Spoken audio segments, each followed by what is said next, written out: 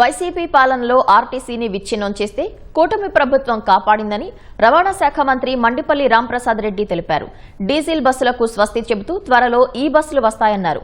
ఏపీలో ఆర్టీసీ అంతా ఎలక్ట్రిక్ బస్సులుగా మారనున్నాయని మంత్రి వెల్లడించారు. భోగాపురం ఎయిర్పోర్ట్ కి, గోదావరి పుష్కరాలకు ఇక ఈ బస్సులే అందుబాటులోకి వస్తాయని తెలిపారు.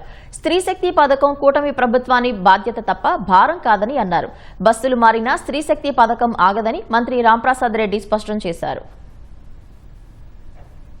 నిన్న గౌరవ ముఖ్యమంత్రి గారు ఏపీఎస్ఆర్టీసీకి సంబంధించి ఉన్నత స్థాయి సమావేశం ఏర్పాటు చేయడం జరిగింది. దానిలో భాగంగా రాష్ట్రంలో ఏపీఎస్ఆర్టీసీ బస్సుల విషయంలో కీలక నిర్ణయం తీసుకున్నాం. గౌరవ ముఖ్యమంత్రి గారు ఆదేశాల మేరకు రాష్ట్ర వ్యాప్తంగా రేపు రాబోయే తరంలో వచ్చే ప్రతి ఒక్క బస్సు ఈ బస్సుగా ఉంటుంది. వచ్చే 2-3 నెలల్లోనే 700 ఈ బస్సులను ఏపీఎస్ఆర్టీసీలోకి తీసుకొని వస్తున్నాం. ముఖ్యంగా 300 బస్సులను జూలైలో 6 డిపోల్లో ప్రవేశపెడుతున్నాం. అలాగే ఆగస్టు సెప్టెంబర్ మాసంలో 6 డిపోల్లో మరో 450 బస్సులను ప్రవేశపెట్టేదానికి చర్యలు తీసుకున్నాం. బస్సులు కూడా వస్తున్నాయి. అలాగే ఏదైతే మహువా స్కీమ్ ఉందో ఆ స్కీమ్ లో కేవలం తిరుపతి, తిరుమలకు మాత్రమే 300 బస్సులను తీసుకొని రావడం జరుగుతా ఉంది. 500 ఈవీ బస్సుల కొనుగోలుకు ఏపీఎస్ఆర్టీసీ ట్రాన్స్పోర్ట్ డిపార్ట్మెంట్ చర్యలు తీసుకున్నది.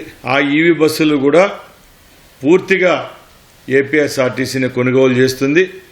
దాని యొక్క ఎస్ఓపిని కూడా 27/5/26 తారీఖున ఫైనలైజ్ చేయడం జరిగిందని తెలియజేసుకుంటున్నా.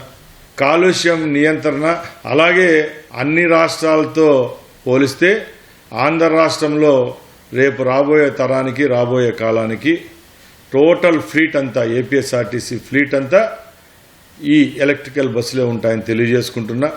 దానిలో భాగంగానే వచ్చే సంవత్సరం 27 చివరికల్లా ఇంకా 1450 బస్సులు పూర్తిగా ఆంధ్రప్రదేశ్ రాష్ట్ర రోడ్డు రవాణా సంస్థ ద్వారా కొనుగోలు చేసేదానికి సిద్ధంగా ఉన్నామని తెలియజేసుకుంటున్నా. ఇది నిన్న ముఖ్యమంత్రి గారి మీటింగ్ యొక్క సారాంశం.